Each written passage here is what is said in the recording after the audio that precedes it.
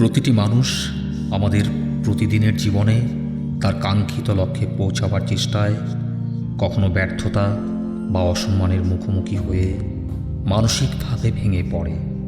তবে হতাশা বা ব্যর্থতা আমাদের জীবনের গতিকে যেন আটকাতে না পারে, তাই নিয়ে আমার এবারের নিবেদন কবি শীতাংশু পালিতের জীবন।